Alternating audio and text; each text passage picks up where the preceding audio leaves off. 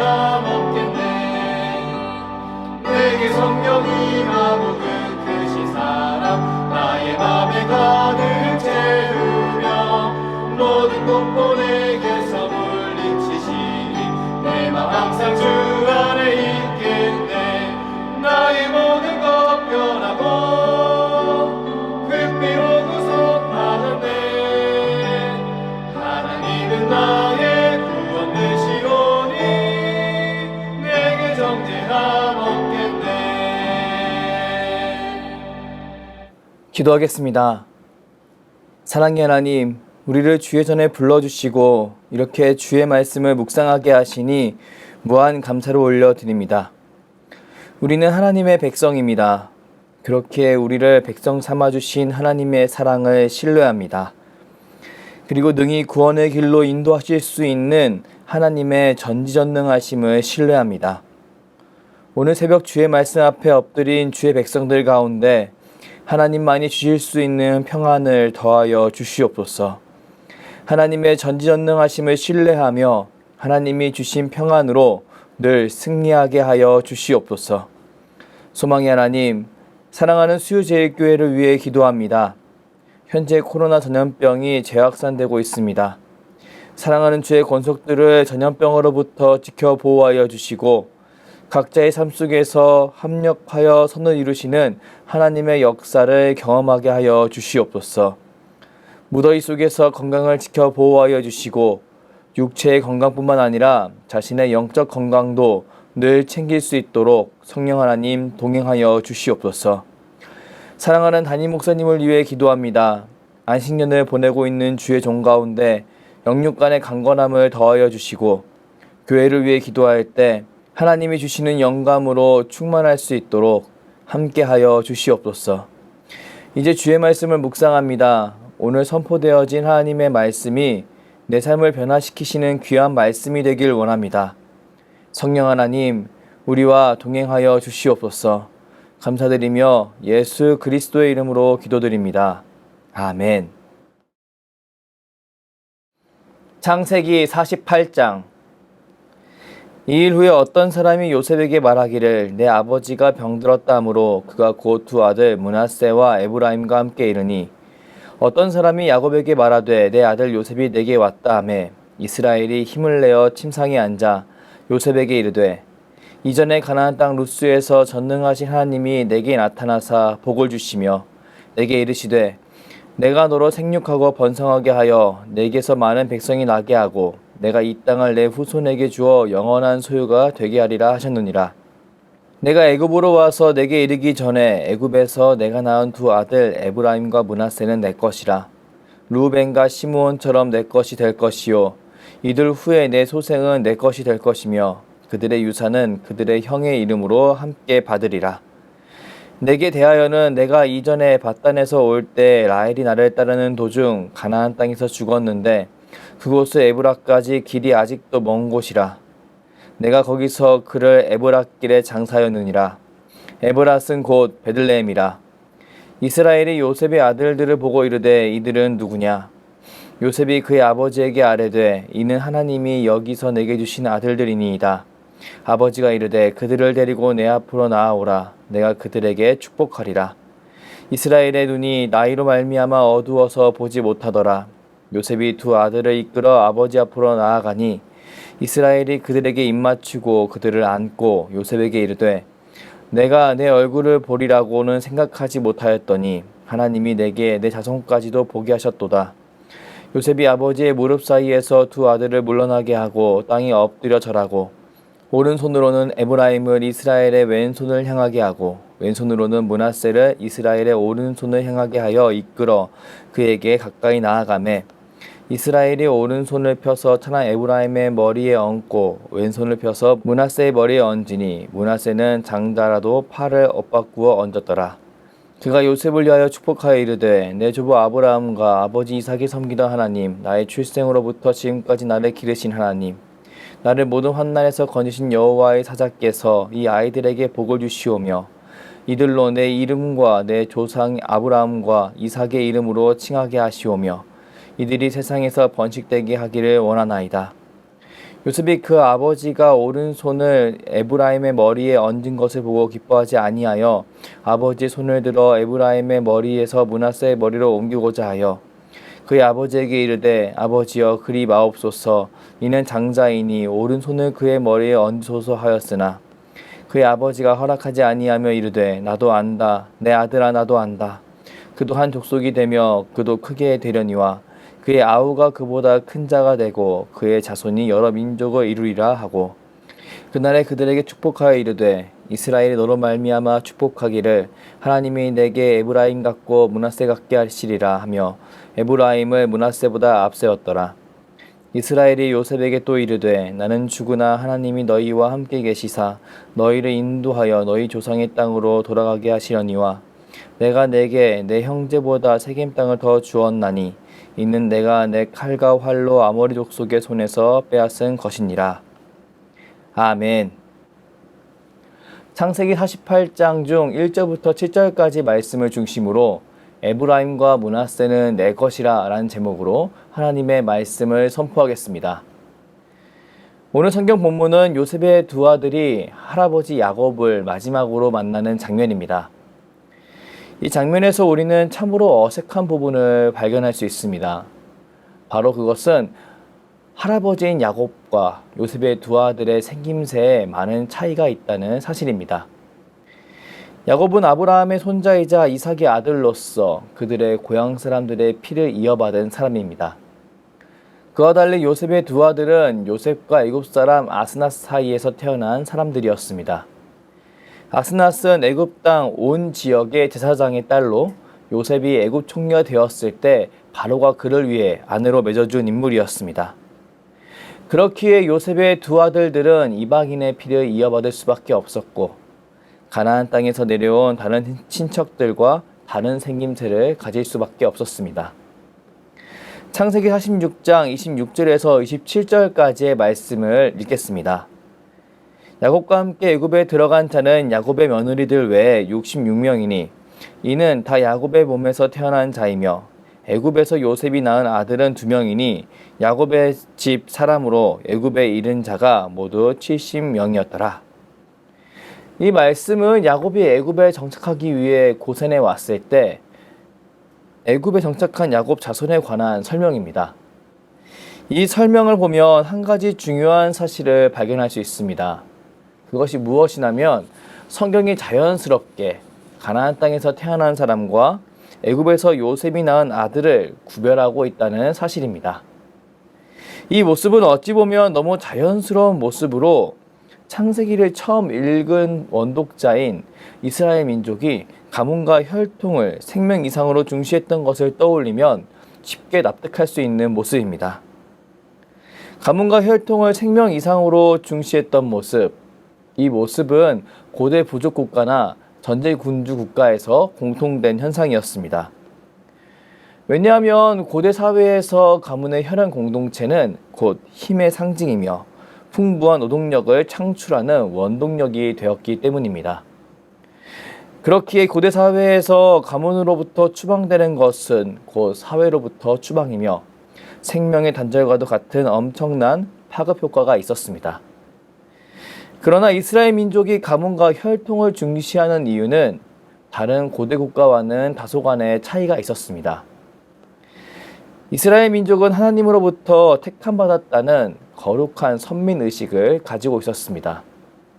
따라서 이스라엘 사회에서 조상들의 가문을 잇는 것은 곧 하나님의 언약을 잇는 것을 의미했습니다. 그리고 하나님의 언약을 잇는 것은 하나님의 언약 백성으로서 아브라함이 받은 영육간의 신령한 축복에 참여하는 것을 의미했습니다. 그렇게 이스라엘 백성에게 있어 혈연관계, 가문은 언약적 차원에서 중시되었습니다.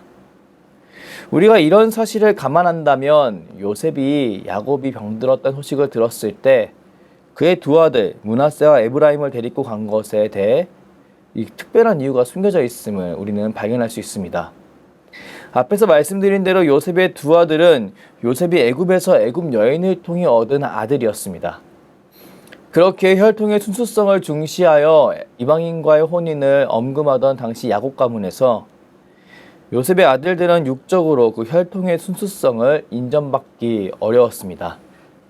그렇게 요셉은 자신의 두 아들 역시 하나님의 거룩한 선민의 반열에 속한 자들임을 확실하게 약속받기 위해 아들을 데리고 갔던 것이었습니다. 이런 요셉의 행동에 야곱은 다음과 같이 반응합니다. 본문 2절 말씀을 함께 읽겠습니다. 어떤 사람이 야곱에게 말하되 내 아들 요셉이 내게 왔다 하매 이스라엘이 힘을 내어 침상에 앉아. 병상에 누워있던 야곱이 이제 허리를 펴고 자리에 앉았습니다. 요셉과 자신의 두 손자를 보기 위해 앉은 겁니다. 그런데요, 여기서 신기한 부분이 있습니다. 바로 한 구절 속에서 야곱에 대한 호칭이 야곱과 이스라엘 두 호칭으로 동시에 등장한다는 것입니다. 여기 이스라엘이 힘을 내어 침상에 앉으라는 표현을 보십시오. 우린 여기서 지금부터 야곱이 하는 말이 그저 육적인 아버지로서 요셉의 두 아들의 할아버지로서 그렇게 하는 말이 아니라 하나님의 언약을 맡은 족장으로서 그의 아들과 손자들에게 이야기하고 있는 것임을 알 수 있습니다. 이제부터 전해질 야곱의 말은 더 이상 흘려보낼 그런 사람의 말이 아니라 마음속에 품어야 할 축복의 말씀이란 뜻입니다. 본문 5절에서 6절까지의 말씀을 함께 읽겠습니다. 내가 애굽으로 와서 내게 이르기 전에 애굽에서 내가 낳은 두 아들 에브라임과 므낫세는 내 것이라. 르우벤과 시므온처럼 내 것이 될 것이요 이들 후에 내 소생은 내 것이 될 것이며 그들의 유산은 그들의 형의 이름으로 함께 받으리라. 에브라임과 므낫세는 내 것이라 라고 말하는 야곱의 모습을 보십시오. 야곱은 요셉과 두 손자의 문병을 받았을 때 이제 요셉의 아들들을 자신의 아들처럼 여기겠다고 선포합니다.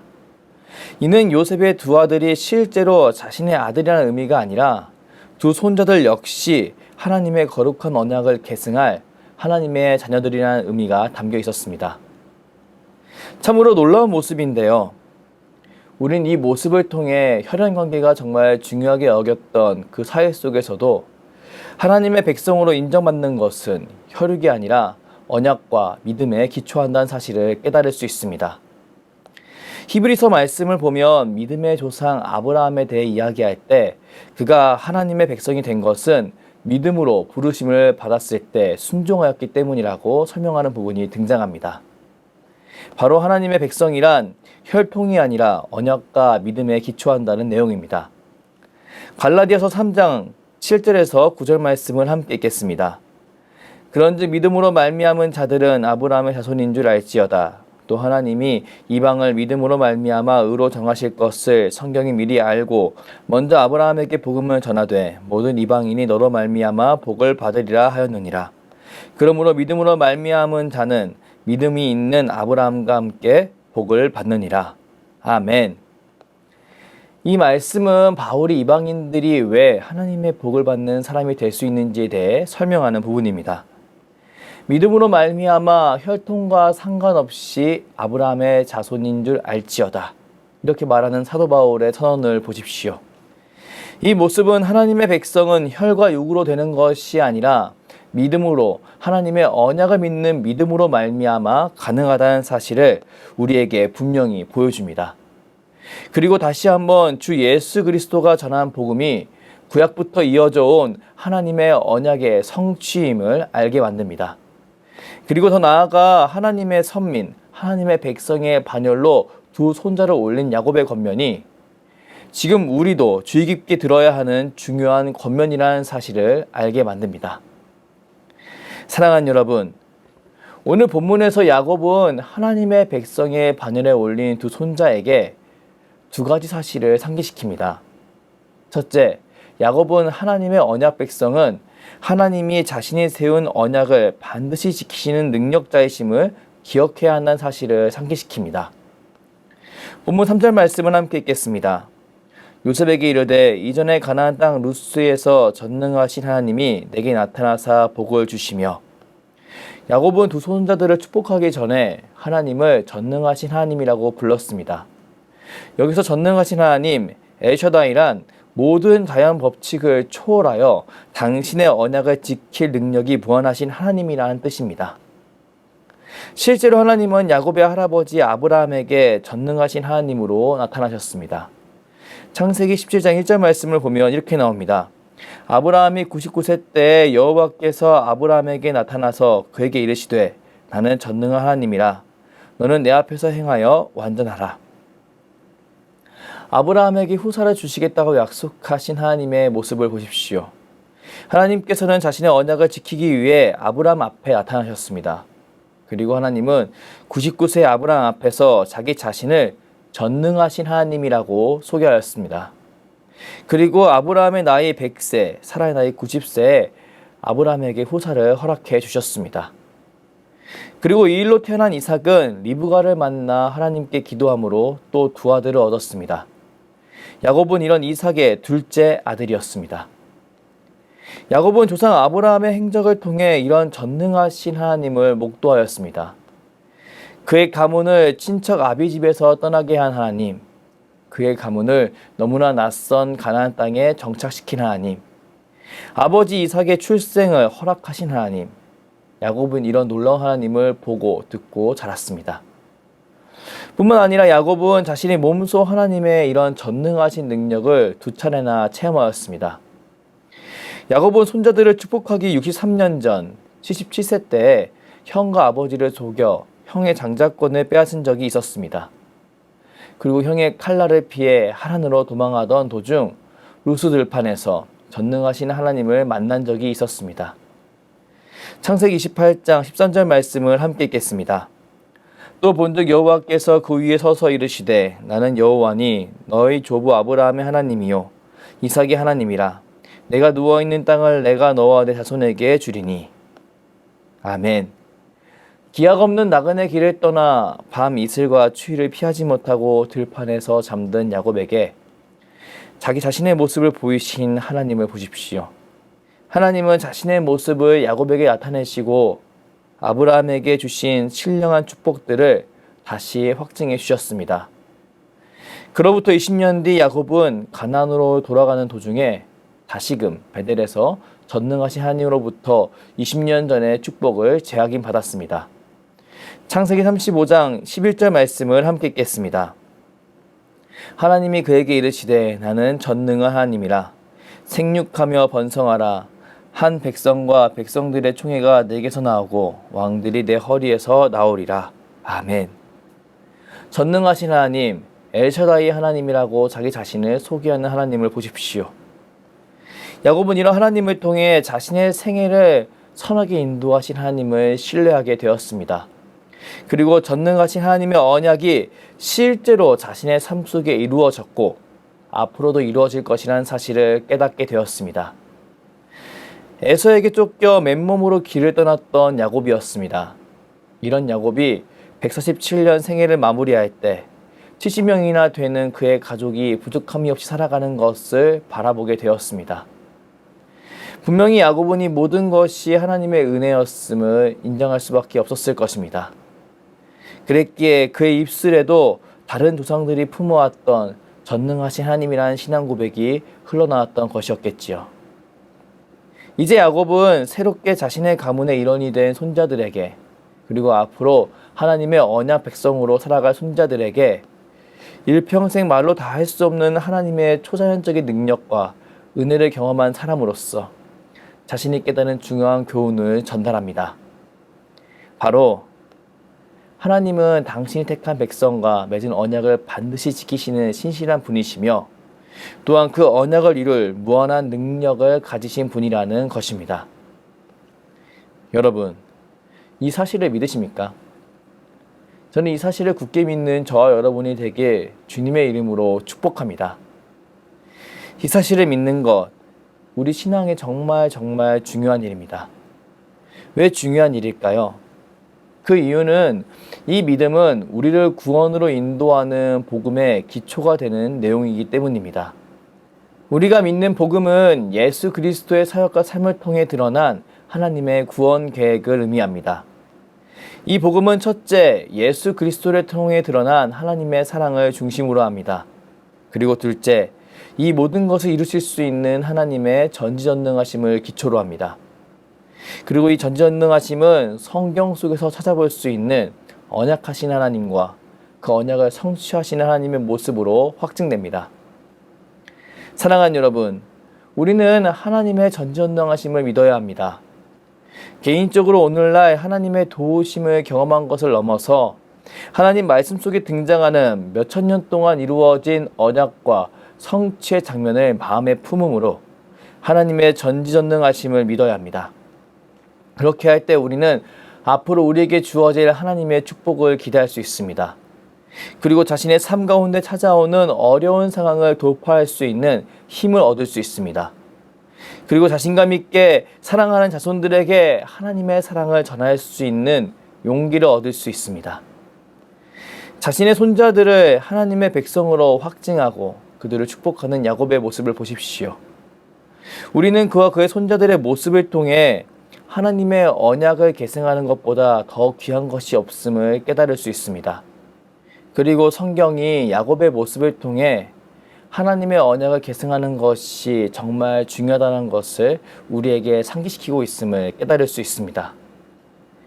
야곱은 두 손자들을 향해 그들이 자신의 아들들이 될 것이라고 선언하였습니다. 이는 곧 요셉의 두 아들 역시 하나님의 거룩한 선민의 구성원에 속하게 될 것이라는 의미를 담고 있었습니다. 이렇게 하여 요셉의 두 아들도 야곱의 다른 아들들과 동등하게 하나님의 언약을 계승하고 상속할 권한을 부여받게 되었습니다. 사실 요셉의 두 아들은 애굽에서 막강한 권세를 누리던 총리의 아들들이었습니다.